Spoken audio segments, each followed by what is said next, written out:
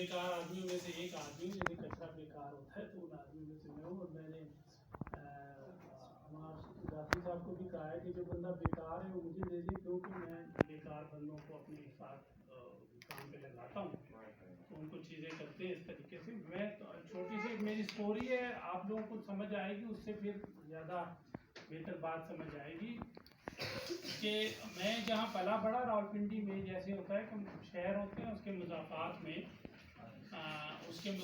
में फिर वो होते हैं, बाकी शहर आबाद होता है। तो रावलपिंडी राजा बाज़ार के करीब भी एक अच्छी आबादी थी या स्लम था, उसमें मैं पला बड़ा। तो शहर का जो कचरा था वो उसमें आके डंप होता था वहाँ पे, और उस कचरे को फिर हम रिसाइकिल करते थे।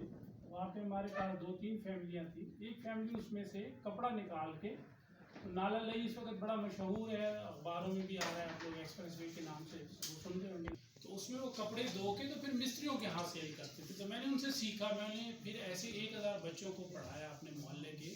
और मेरे पढ़े हुए बच्चे, मैं कल स्टोरी सुना रहा था, मेरा एक पढ़ा हुआ बच्चा मेरी जहाँ पे अभी मैं रहता हूँ उसके बाहर ही वो तकरीबन करोड़पति क्या अरबपति हो गया है, जिसको मैं बगैर फीस के पढ़ाता था। एक बच्चा मेरा जो है जिसका वालिद कहीं बाहर मुल्क गया था और किसी जेल में चला गया था, तो वो जो है अपनी दुल्हन को हेलीकॉप्टर में लेके आया जो है ना। यानी अब वो बच्चे ऐसे यूनिक बच्चे हो गए कि जो कचरे में काम करते थे और कचरे में अंग्रेज थे सारे, तो वो सारे। तो हमने फिर एक वहाँ मॉडल शुरू किया, वहाँ पे हमने डोर टू डोर कलेक्शन शुरू की। और फिर हम इस दौरान मैंने अमार साहब को बताया, अमार जाफरी साहब को, कि उस कचरे वाले बच्चों को पढ़ाने की वजह से अमेरिकी एम्बेसडर मुझे मिलने आए, हमारे घर मिलने आई, वेंडी चैम्बरलैन। 2000 की बात है, 2001 की। और इत्तेफाक की बात है कि उस दिन उन्होंने मेरे घर में मुझे अमेरिका बुलाया और मेरे साथ मुशर्रफ को भी उन्होंने बुलाया अमेरिका। सिर्फ फ़र्क इतना था कि मैं किसी होटल में जाके रहा और वो वाइट हाउस में था जाके। तो मुझे कुछ वहाँ पे अमेरिका में कुछ 16 मुख्तलिफ स्टेट्स का दौरा उन्होंने करवाया और मुझे बताया कि बच्चों को कैसे पढ़ाना है। तो वो फिर उनके साथ फिर बच्चे मुख्तलिफ जगह पे पढ़ाता रहा। लेकिन 2008 में जब वो मेरा प्रोग्राम ख़त्म हुआ तो मैंने अपनी एक छोटी सी कंपनी बनाई है, फर्म बनाई है, और हम वेस्ट पे बिज़नेस कर रहे हैं। तो लास्ट ईयर हमने कुछ 60 मिलियन रुपीज़ का बिज़नेस किया है और हमने कुछ 6 मिलियन रुपया टैक्स भरा है। और हम कर ये रहे हैं कि हमारा जो मॉडल है वो बुनियादी तौर पे ये है कि हम वेस्ट कलेक्शन कर रहे हैं, उसकी सेग्रीगेशन करके उसको रिसाइकलिंग कर रहे हैं, उसमें हम कंपोस्ट बना रहे हैं। नॉर्मली वेस्ट 3 किस्म का होता है। जो आपका डोमेस्टिक वेस्ट है तो उसमें 60% ग्रीन वेस्ट होता है, 25% रिसाइकलेबल होता है और 15% जो होता है उसमें वो रिजेक्ट वेस्ट होता है। ग्रीन वेस्ट जो होता है सब्जियों के छिलके वगैरह। हमने 3 प्लांट यहाँ पे इस्लामाबाद में लगाए हैं, जिना गार्डन में, G15 में। G15 वाला प्लांट हमारा किसी वजह से बंद है, लेकिन B17 में भी रिसेंटली हमने सेक्रेटरी क्लाइमेट चेंज से हमने सर्वे वो करवाया, इफ्तिताह करवाया, तो वो चल रहा है। मर्दान में हमारा WSSC के साथ हमारा चल रहा है और सकरण में हमारा उनके साथ चल रहा है। तो उसमें हम कंपोस्ट बनाते हैं और पेशावर बोर्ड की नर्सरियों पे सेल करते हैं, उसकी एक अपनी सेलिंग है और उसको वहाँ से हम कर रहे हैं। फिर तो 25% हमारा बाकी वेस्ट है और 25% हम जो है सीधा कबाड़ में दे देते हैं। तो हम खाने भी आबाद कर रहे हैं और हम खेत भी आबाद कर रहे हैं। मैंने 100 एकड़ में लास्ट ईयर कपास लगवाई है सिंध के अंदर, और सिंध के अंदर हम टंडोजान यूनिवर्सिटी के साथ मिलकर काम कर रहे हैं। और फिर इसी तरीके से हम यहाँ पे एरड के साथ हमने मिलकर काम किया, मुख्तलिफ यूनिवर्सिटियों के साथ हमने मिलकर काम किया। तो हम ये समझते हैं कि वेस्ट के अंदर जितने लोग भी इसमें आए तो हम उसका कुछ फ्रेंचाइज मॉडल मैं और अमार जाफरी साहब बना रहे हैं, और हम चाहेंगे कि भाई इसमें कुछ मुख्तलिफ लोग आएँ और इसका बिज़नेस करें। तो हमने जो अभी मॉडल बनाया उसमें ये है कि कुछ 4 से 5 लाख रुपये सेविंग हो सकती है अगर 3000 घरों का कचरा इकट्ठा किया जाए। और ये उसमें तकरीबन कम से कम 50 लोगों को रोज़गार भी मिल सकता है उससे, यानी 50 लोगों को रोज़गार भी मिल सकता है। और वो हो सकता है। अभी 2 मिनिस्टर जो हैं उन्होंने क्लोजली हमसे मीटिंग की है, फवाद ने और दूसरा अमीन असलम, मलिक अमीन असलम ने। तो वो दरिया झेलम को बचाना चाह रहे हैं और दरिया सिंध को बचाना चाह रहे हैं, क्योंकि इस वक्त बड़ा इशू जो है वो दरियाओं में कचरे के जाने का है। झेलम वाले भी कचरा दरिया सिंध में उसमें झेलम में फेंक रहे हैं और सिंध वाले भी उसमें फेंक रहे हैं। तो दरियाओं को बचाने का एक बड़ा टास्क है कि जिसको वो चाह रहे हैं। ये क्लाइमेट चेंज में भी हो रहा है, बाकी चीज़ें भी।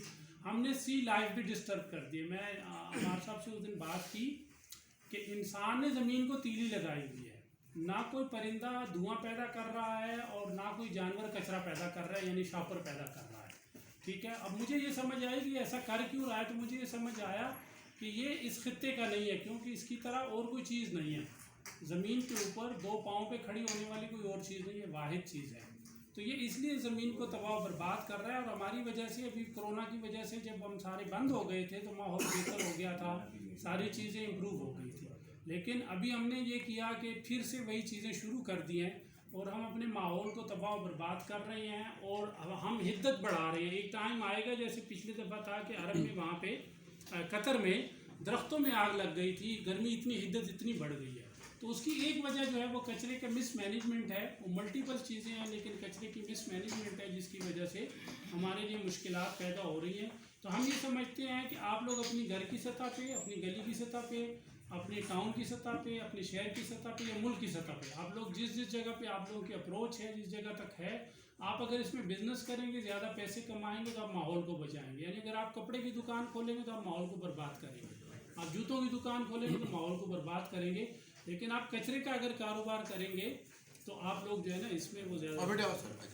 तो हम ये समझते हैं कि जो लोग इसमें इंटरेस्टेड हैं, जो कारोबार करना चाहते हैं, तो वो हमारे साथ मिलके वेस्ट प्लस में वेस्ट प्लस में। अच्छा, ये जो वेस्ट प्लस है, मैं कॉन्सेप्ट बताने की कोशिश करता हूँ। इससे मैं कॉन्सेप्ट बताने की कोशिश करता हूँ। और ये बात इन्होंने मेरे दिमाग में डाली है कि हमारे यहाँ दो मसले हैं। एक तो अनएम्प्लॉयमेंट है, बहुत ज़्यादा एम्प्लॉयमेंट है, ठीक है, और दूसरे हम क्लाइमेट को ख़राब कर रहे हैं। तो ये वही चीज़ है जिससे हम एम्प्लॉयमेंट भी जनरेट करेंगे और हम अपने माहौल को बचा लेंगे। तो इसके लिए जितने भी लोग यहाँ तशरीफ रखते हैं, वो इसके जो मैं ग्रुप बनाया, इसको मैं कह रहा हूँ मुतासिरीन रिहान वाला, उस ग्रुप को ज्वाइन कर लें। और देखें ना, जब ये लास्ट टाइम आए थे तो हम लोग बात इसी हॉल में की थी। मकसद ये है कि अभी रिहान साहब आ रहे हैं, उनकी कोई फैमिली, बेटे कहाँ जाते हैं, उनको बुला लो, नीचे फैमिली के साथ अभी आते हैं। हम जमा तो उनको बात देने के लिए सारे, ठीक है ना। लेकिन चले, मौके की मुनासबत से हम सबका मिशन एक है और वो इसमें ये है कि मैं फिर कह रहा हूँ, ये नॉट फॉर प्रॉफिट वर्क नहीं है कि जी आप नॉट फॉर, इसमें जो इनके पास स्कीम ऑफ थिंग्स हैं, इनकी किताबें हैं, बाकायदा वीडियोस हैं। मैं जितना इनको जानने की कोशिश कर रहा हूँ, इनका इतना तजर्बा है इस काम के अंदर। आप सब लोग माशाल्लाह इतने बड़े बड़े एंटरप्रेन्योर्स बैठे हैं, रिसोर्सफुल लोग बैठे हैं। ज़रूरी है कि हम पूरी कौम को ये इंटरनेट ऑफ थिंग्स और आर्टिफिशियल इंटेलिजेंस और साइबर सिक्योरिटी और इंडस्ट्री 4.0 सिखाएं। कल मैं सियालकोट में यूनिवर्सिटी में गया, यूनिवर्सिटी ख़त्म नहीं हो रही थी। मैंने कहा भाई ये ज़माने ख़त्म हो गए हैं, अब यकीन जाने अब ये world school of world university के ज़माने ख़त्म हो चुके हैं। अभी हमें आउट ऑफ बॉक्स सोचना पड़ेगा। हम एक नए पाकिस्तान की बुनियाद रख रहे हैं सारे मिलके, जिसकी बुनियाद टेक्नोलॉजी के ऊपर है। लेकिन हमारे 50% लोग ऐसे हैं, बच्चे ऐसे हैं, इनको इसकी समझ ही नहीं है। अब बजाय उनको हम टेक्नोलॉजी पढ़ाने की कोशिश करें तो क्यों ना उनको उन रोज़गारों में डालें जिसके ज़रिए हमारे मसले भी हल हों और हमारे उनको रोज़गार भी मिले।